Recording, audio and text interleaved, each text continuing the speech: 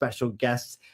There's going to be many more of them heading out on Saturday afternoon from the Commons in Pembroke Dock. We've got two of the three Amigos with us. Good morning. Good morning. And we've got Terry and Grizz. Hello, Terry. Hello there. Hello there. And Grizz, good morning. Good morning. You're two of the three Amigos, which, from my experience, comprises of, well, the best part of 100 different riders now. What are you up to now with your different toy runs, Terry? Well, we're this coming Saturday, the 28th, we are celebrating the 20th year since we took over the Easter egg run, which essentially is collecting Easter eggs and monetary donations, all for Action for Children. Like I said, starting at the Commons car park in Pembroke, and we'll be leaving at 1 o'clock. And how did this all come about? 20 years, that's amazing. Grizz, were you there at the first one? Yeah, I was there at the first one. It came about as a fellow up in Haverfordwest. He did the first two, Colin, and then he got ill and he phoned us and asked us if we could take it on, and we took it on, and like the Christmas toy run that we do, it just snowballed in no time at all. Did you ever think that you'd still be doing it 20 years later? No, I didn't even think I'd still be alive. Didn't think I'd still be here 20 years later. But it's gained such a following, isn't it? Through not just other bikers, but the community really rally around it, don't they? It's absolutely brilliant. Like Brian just said, it's gone from strength to strength.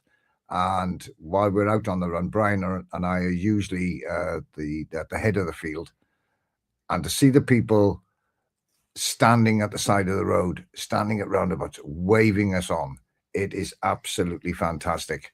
And the support we get is second to none. It really is, alongside the generosity of the Pembrokeshire people, which is highlighted by the donations we give on our Easter run and our Christmas run. Yeah, we'll talk about the route in just a second. So this is the Easter egg run, but you have other runs as well. Grizz, talk us through who benefits from each one and what's given at each one. Yeah, on this one now on Saturday, the Easter egg run. As Terry said, we've been doing it 20 years this year. It's primarily it's to benefit the children in care in the community with Action for Children, and whoever they deem fit. And also then the hospital, the children in the hospital will also get a slice off the top of that, because the generosity in Pembrokeshire, we just can't, we can't give it all to one. No. They just wouldn't be able to store it. And like at Christmas then, it's primarily the children's ward, and then Action for Children get some of the toys and what have you. They divvy it up amongst themselves, and it ends up in places like Tenby Cottage Hospital, Glangwilly, you name it. If it's a hospital or similar in the county, the girls will divvy it up amongst them. It's great. And then where do people can people give donations at any time? How does that work then, Terry? Yeah, we've usually got what we call drop-off points, supermarkets and the like, and we'll have a trolley there. We'll have an A3 poster on it with Three Amigos drop-off point, and people wandering around shops. It's the Amigos toy run this, next week or whatever, or the Easter egg run, and they're wandering around the shop, they'll buy an Easter egg, put it in our trolley, and we can go sort of once a week, check on them. I mean, some weeks the trolleys are stacked really high. Wow. We'll then take, like the Easter eggs, Upton Farm Foods kindly let us have their cold storage unit. Fantastic. To put the eggs in on the run up to the egg run, because obviously we can't put them in our houses with the central heating on, etc.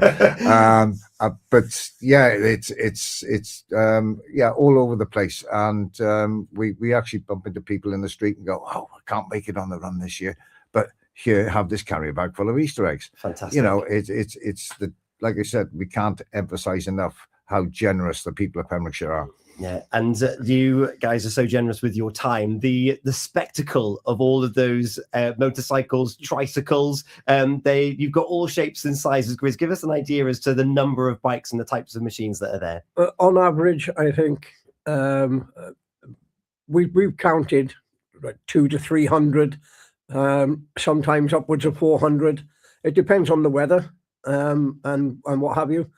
But as Terry was saying earlier on, with the generosity and the people watching us on the run and what have you, it doesn't matter what the weather's doing. People are out in their cars with their kids and what have you watching us, and for us that's great, because that's all we ever did it for, was to put a smile on the faces of the kiddies who are a little less fortunate than others. And so this has always been like the support has got better and better over the years, and it makes it a feel-good factor. And even me as a big kid, I've been there when you set off from the Commons. The sight and the sound of seeing those bikes come through is amazing. Give us an idea of the route then, Grizz, as to where you're going to be heading off to. Well, from the Commons, if my memory serves me correctly, correct me if I'm wrong here, Ted, I believe we're going round Pembroke, up through the main street of Pembroke, then out to the East End roundabout and turning left and going down to the finger post, down the Holyland Road there, down to the finger post. We'll have marshals out, obviously, en route. Down to the finger post, we'll bear right there and head on up to Carew roundabout. From Carew roundabout, then we'll go left and go on over to Canaston Bridge.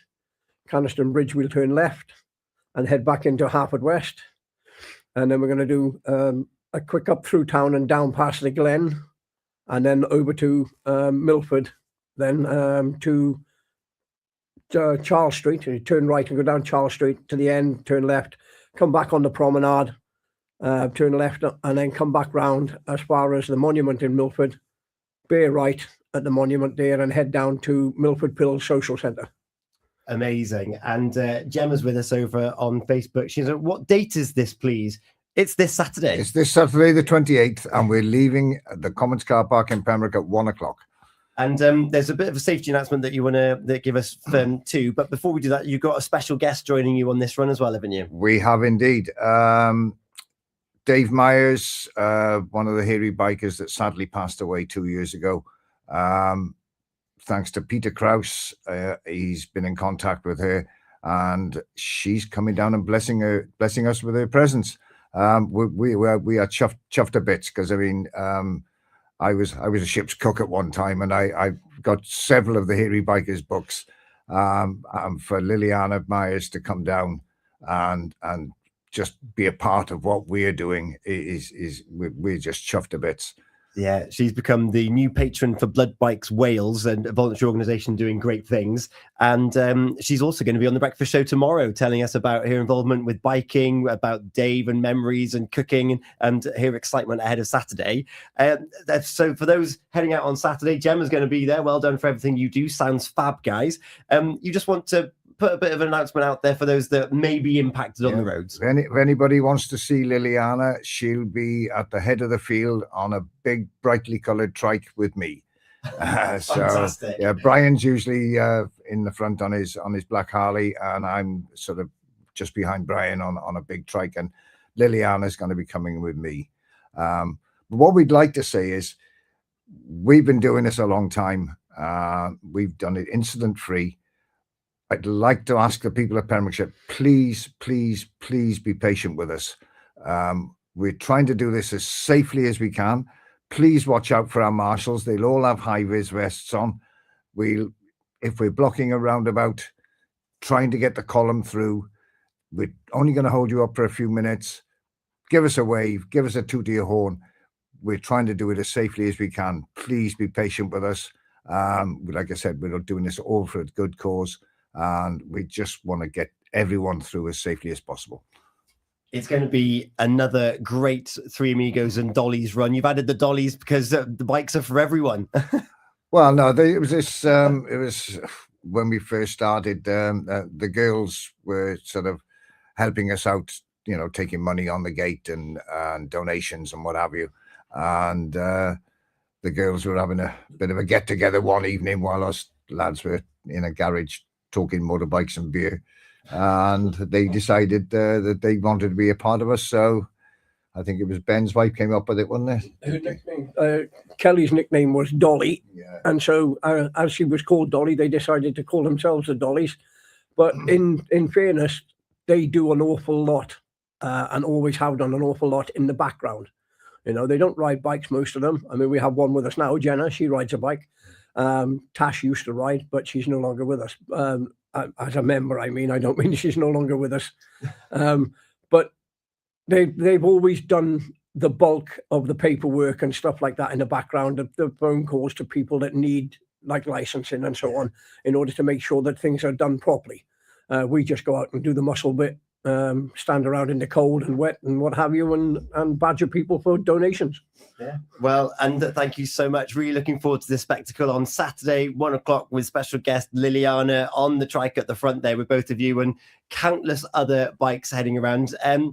All that's left to ask you really is, well, Sam's with us over on TikTok. Good morning. What song do you want to play out with?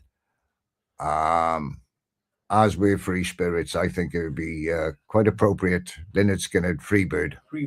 It's on the way next. Grizz and Terry, thank you so much for joining us here on The Breakfast Show. Thank you very much. Thank you. Folly Farm.